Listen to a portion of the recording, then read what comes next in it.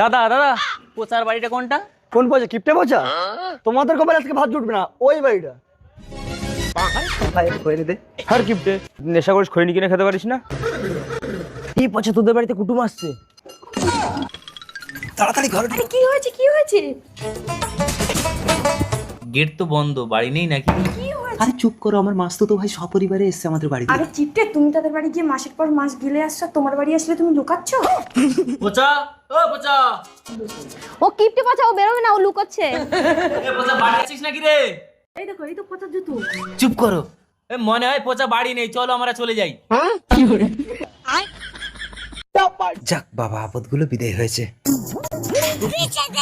শালা, আমি তোর বাড়ি গিয়ে খেয়ে এসেছিলাম বলে এখানে খেয়ে শোধ করতে এসেছিস না?